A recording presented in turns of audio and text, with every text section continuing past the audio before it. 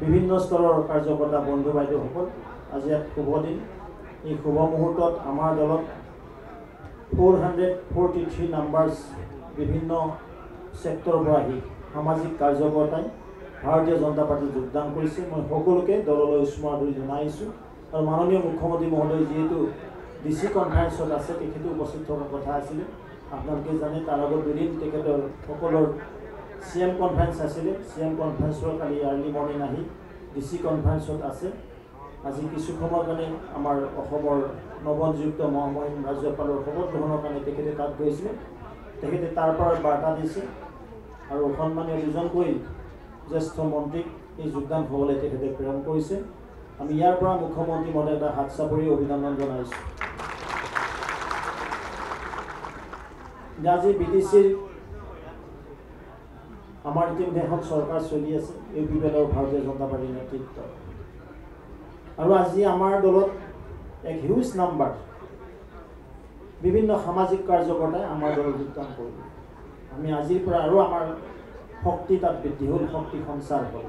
মই এই হিচাপতে বিভিন্ন স্তৰৰ কাৰ্যকৰ্তাক এই দললৈ স্মৰণীয় জনাই নহয়, আপোনালোকৰ বলিষ্ঠ নেতৃত্বত বিশেষকৈ এই 5খন জিলাত ওদালগুৰি, তামোলপুৰ, বাক্সা, চিৰাং আৰু কোকৰাঝাৰ জিলাত অধিক আমি শক্তিশালী ওপৰত আত্মপ্ৰকাশ কৰিবলৈ সক্ষম হ'ম। আৰু অহা বছৰত BTC নিৰ্বাচন হ'বলৈ গৈ আছে। তেনে এক মুহূৰ্তত আমাৰ দলত আপোনালোক যোগদান কৰিছে। আপোনালোক এজন সামাজিক ব্যক্তি, সমাজক ভাল পায় আৰু সেইকাৰণে এটা ৰাজনৈতিক দলক আপোনালোকে নিৰ্বাচিত কৰে যে কোন দলত থাকিলে আমি সমাজখনক আগবঢ়াই নিব পাৰিম, কোন দলত থাকিলে আমি আমাৰ সন্মানীয় ব্যক্তিসকলক সেৱা দিব পাৰিম। কাৰণ ভাৰতীয় জনতা পাৰ্টীয়ে এটা কথা কয়, সেৱাই সংগঠন। আমি সেৱা কৰি যাম, তাত আমাৰ সংগঠন বৃদ্ধি হ'ব। আৰু নিশ্চিতভাৱে নৰেন্দ্ৰ মোদী ডাঙৰীয়া তৃতীয়বাৰৰ কাৰণে প্ৰধানমন্ত্ৰী পদত অধিষ্ঠিত হ'ব। আমাৰ BTCৰ এটা কমপ্লিট সমষ্টি কোকৰাঝাৰ BTCত পৰে।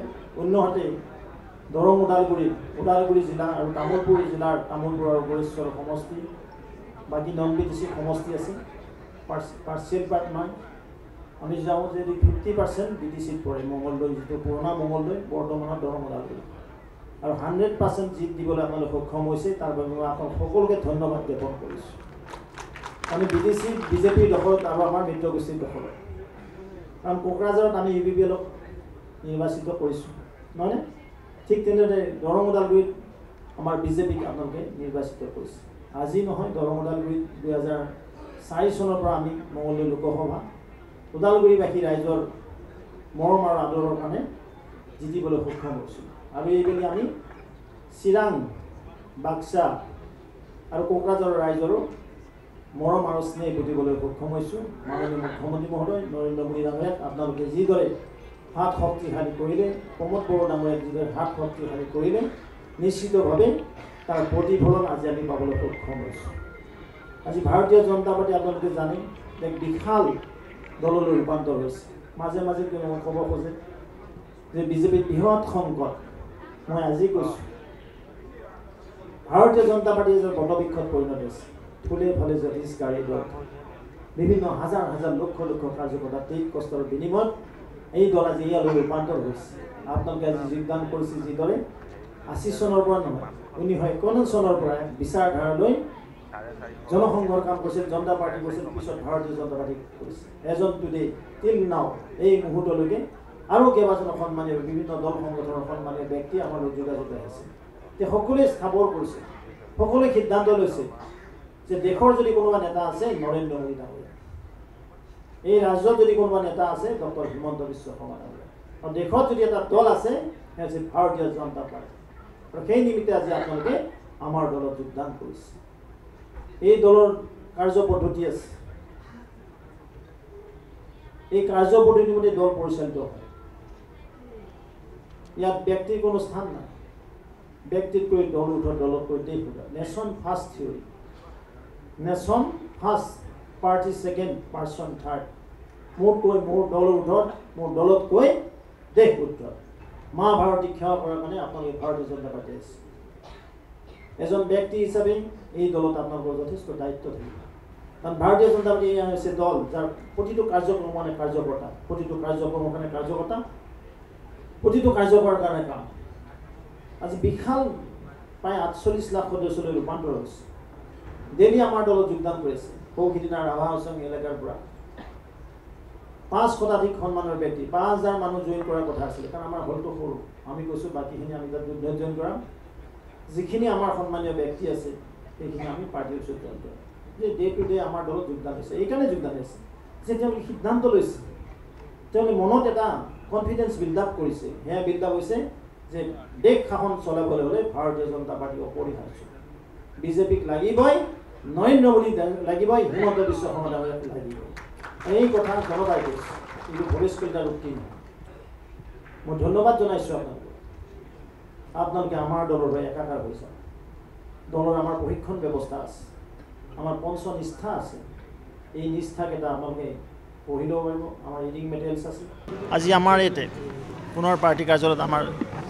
450তকৈ অধিক সন্মানীয় ব্যক্তি BTCৰ 5খন জিলাৰ ওদালগুৰি তামুলপুৰ বাক্সা চিৰাং আৰু কোকৰাঝাৰ জিলাৰ বিভিন্ন স্তৰৰ সন্মানীয় ব্যক্তিয়ে নন পলিটিকেল পাৰ্টি বিভিন্ন সামাজিক সংস্থাৰ পৰা আহি আমাৰ দলত যোগদান কৰিলে নিশ্চিতভাৱে তেওঁলোকৰ যোগদানে ভাৰতীয় জনতা পাৰ্টিক আগন্তুক দিনত BTC এলেকাত অধিক শক্তিশালী ৰূপত আত্মপ্ৰকাশ কৰিব আমাৰ সংগঠন আৰু বিস্তাৰ হ'ব আৰু মাননীয় মুখ্যমন্ত্ৰী মহোদয়ৰ কাম কাজত সন্তুষ্ট হৈ BTC চৰকাৰখনৰ কাম কাজত সন্তুষ্ট হৈ আমাৰ দলত তেওঁলোকে যোগদান কৰিছে মই তেওঁলোকক উষ্ম আদৰণি জনাইছোঁ 25ত BTR দখলৰ নিশ্চিতভাৱে 25ত BTR ইলেকশ্যন হ'ব ডিচেম্বৰ তাৰ আগতে হ'ব লাগিব যেটো সময় আছে আৰু নিশ্চিতভাৱে আমাৰ যিখন চৰকাৰ আছে এইখন চৰকাৰে পুনৰবাৰ তাত দখল কৰিবলৈ সক্ষম হ'ব বিজেপি আৰু মিত্ৰগোষ্ঠীৰ নেতৃত্বত পুনৰবাৰ কোকৰাঝাৰত আমি চৰকাৰ কৰিবলৈ সক্ষম BPFৰ এজন বিধায়কক যোগাযোগ কৰিছে বুলি চাওক এইটোক লৈ নকওঁ মই বিভিন্ন দল সংগঠনৰ সন্মানীয় ব্যক্তিয়ে আমাৰ দলত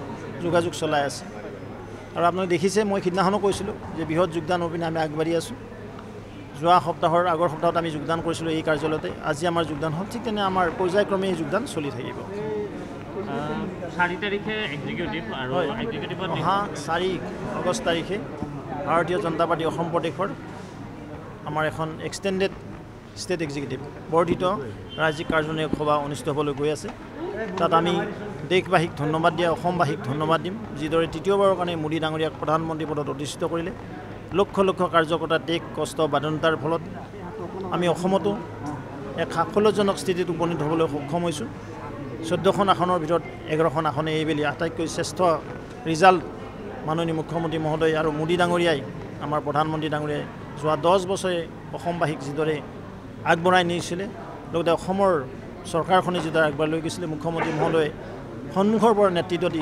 চৰকাৰখনক নেতৃত্ব দি অসমৰ জনগণৰ মনত যি স্থান লাভ কৰিবলৈ সক্ষম হৈছে তাৰ পৰিণতি হিচাপে আমি 11খন আসন পাবলৈ সক্ষম হৈছোঁ অশোক শৰ্মা ডাঙৰীয়াৰ কথা মই কেনেকৈ ক'ম কোন আহে সিদিনাখন দেখা পালে গম পাম কোন আহিলে নহয় জানো খাতাখনে ক'ব যিটো আমাৰ ডিজিটেল ৰেজিষ্ট্ৰেশ্যন তাত আমি গম পাই যাম আমাৰ প্ৰায় 800কৈ সদস্য সিদিনাখন উপস্থিত থাকিব